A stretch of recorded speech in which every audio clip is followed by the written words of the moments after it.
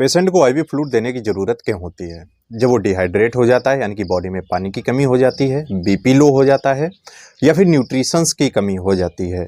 कई बार patient hospital में admit होता है, मुंह से कुछ खा पी नहीं पाता है, तो इस कंडीशन में भी आईवी फ्लूइड दिए जाते हैं। कई बार कुछ ऐसे इंजेक्शन होते हैं जिनको आईवी फ्लूइड्स के साथ देना होता है या फिर इन्फ्यूजन के साथ में देना होता है, स्लो आईवी दिया जाता है। तो इन सारी कंडीशंस में आईवी फ्लूइड यानी कि पेशेंट को बोतल लगाई जाती है। कई बार पेशेंट को डायरिया हो जाता है, तो डायरिया में काफ़ी फ्लूइड का लॉस हो जाता है, यानी कि बॉडी में बहुत ही ज़्यादा पानी की कमी हो जाती है, बीपी लो हो जाता है, मुंह सूखने लगता है, चक्कर आते हैं और इसके साथ ही वोमिटिंग भी होती है। तो इस कंडीशन में पेशेंट को आईवी फ्लूइड्स लगाना जरूरी हो जाता है, यानी कि पेशेंट को बोतल लगाई जाती है। कौन सी लगाई जाती है?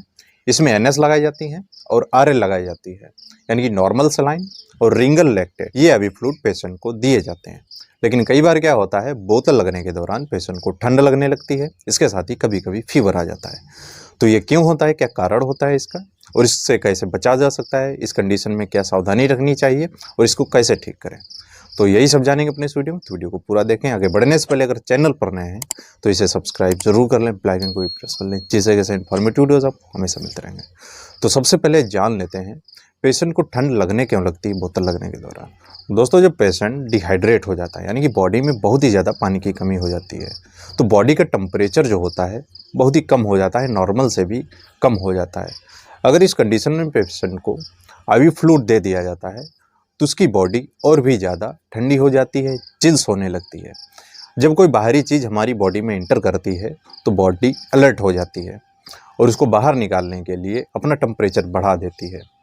जैसे कि बाहर से आईवी फ्लूइड दिया जा रहा है तो बाहरी की चीज़, तो बॉडी इस पर रिएक्ट करती है, रिएक्शन हो जाता है। इसको राइगर्स भी बोलते हैं। कि जब बोतल लगने के दौरान पेशेंट को ठंड लगने लगे तब इस कंडीशन में क्या करना चाहिए?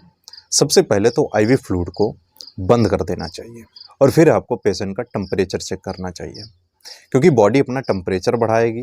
पहले ठंड लगती है, फिर बाद में टेम्परेचर बढ़ाती है। ठंड क्यों लगने लगती है? बॉडी जब तेज़ तेज़ हिलती है, अपने आप को शिवरिंग होती है, तो इस कंडीशन में बॉडी का टेम्परेचर बढ़ने लगता है, फीवर आ जाता है। तो टेम्परेचर चेक करना बहुत ही ज़रूरी है कि पेशेंट को फीवर तो नहीं आ गया, और उससे हिस्ट्री ज़रूर लेनी चाहिए कि आपको फीवर तो नहीं आ रहा है, कहीं पेशेंट धूप से चल के तो नहीं आया है और आपने उसको आईवी ड्रिप लगा दिया। अगर पेशेंट चल के आया है, धूप से आया, तो उसको कम से कम 1 से 1.5 घंटे बैठने को कहें। आधा घंटा तो मिनिमम पेशेंट को बैठना चाहिए, उसके बाद ही उसका ट्रीटमेंट करना चाहिए।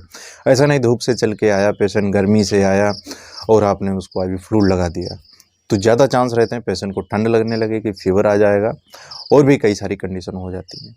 दोस्तों, एक तरह का एलर्जिक रिएक्शन होता है बोतल लगने के दौरान। ठंड लगना कह सकते हैं कि ड्रग एलर्जी। गांव में या फिर रूरल एरियाज़ में बोला जाता है कि बोतल लगने से रिएक्शन हो गया है, प्रॉब्लम आने लगी है। तो ये सारी कंडीशंस हो जाती हैं, तो आपको सावधानी रखनी चाहिए। सबसे पहले तो आपने टेम्परेचर चेक के लिए आईवी ड्रिप तुरंत बंद कर दी। फिर क्या करना चाहिए? पेशेंट को बिठा देना चाहिए। अगर पेशेंट लेटा है उसको बिठा दें। अगर वो लेटा रहेगा तो उसको और भी ज़्यादा ठंड लगेगी और वो चादर ओढ़ने के लिए कहेगा। कंबल भी कई बार पेशेंट ओढ़ लेते हैं। उसको बैठने के लिए कहिए। जब पेशेंट बैठ जाए तो उसको तुरंत आप गरम गरम चाय पिलाइए। अगर चाय नहीं अवेलेबल हो पाती तुरंत, तो आप गर्म पानी पीने के लिए पेशेंट को दीजिए। अगर पेशेंट नहीं ला पा रहा है जल्दी से, तो आपको अपनी क्लिनिक पर ही इतना व्यवस्था होना चाहिए कि पेशेंट को तुरंत गर्म पानी पिलाएं, जिससे कि पेशेंट को ठंड लगना कम हो जाती है। तो ये 2 चीज़ें हो गई। पहले तो ड्रिप बंद कर दें, टेम्परेचर चेक करें, और दूसरा पेशेंट को गर्म पानी या फिर चाय पिला दें। और तीसरी चीज़ आपको करनी है, अगर टेम्परेचर बढ़ता हुआ जा रहा है, जैसे 101, 102, 103 तक पहुंच गया है, तो इस कंडीशन में आपको सबसे पहले पेशेंट का टेम्परेचर कम करना चाहिए। आप इन्फ्यूज़न लगा सकते हैं पैरासीटामोल का। जब आप इन्फ्यूज़न पैरासीटामोल का लगा देंगे तो टेम्परेचर कम हो जाएगा, बुखार चला जाएगा। उसके बाद अगर आप आईवी ड्रिप देते हैं, आईवी फ्लूइड्स देते हैं, तो उसको कोई प्रॉब्लम नहीं होगी, ना ठंड लगेगी, ना चिल्स लगेगी, कोई प्रॉब्लम नहीं होगी। उसके बाद आईवी ड्रिप दे सकते हैं। पेशेंट जब ज़्यादा डिहाइड्रेट हो जाता है और डायरिया आ रहे हैं, वोमिटिंग हो रही है, तो आईवी फ्लूइड्स देना काफ़ी ज़रूरी है। अगर आप जब तक आईवी फ्लूइड्स उसको नहीं देंगे जितनी उसको रिक्वायरमेंट है, तब तक वो पेशेंट ठीक नहीं होगा।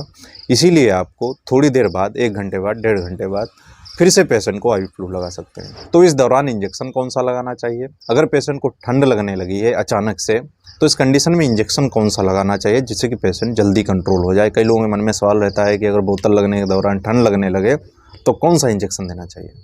दोस्तों इस कंडीशन में आपको एविल 2 ml और साथ में डेक्सामेथासोन 2 ml इनको IM स्टेट यानी कि तुरंत लगा देना चाहिए, जिससे पेशेंट को और भी ज़्यादा एलर्जिक रिएक्शन नहीं होंगे और पेशेंट कंट्रोल हो जाएगा। तो दोस्तों आपको समझ में आया होगा, अगर किसी को डायरिया हो जाता है बोतल लगने के दौरान उसको ठंड क्यों लगने लगती है और इसको कैसे कंट्रोल करना चाहिए। अगर आप इसके बारे में और भी ज़्यादा जानकारी चाहते हैं, किसी और मेडिसिन के बारे में जानना चाहते हैं, किसी और बीमारी के बारे में जानना चाहते हैं, कमेंट करके बता सकते हैं। इंस्टाग्राम पे मुझे फॉलो कर सकते हैं, मैसेज कर सकते हैं। आई होप दोस्तों आपको वीडियो पसंद आया हो तो इस वीडियो को लाइक करें, चैनल पर नए सब्सक्राइब जरूर कर लें, बेल आइकन को भी प्रेस कर लें, जिससे जैसे इन्फॉर्मेटिव वीडियोस आपको हमेशा मिलते रहें।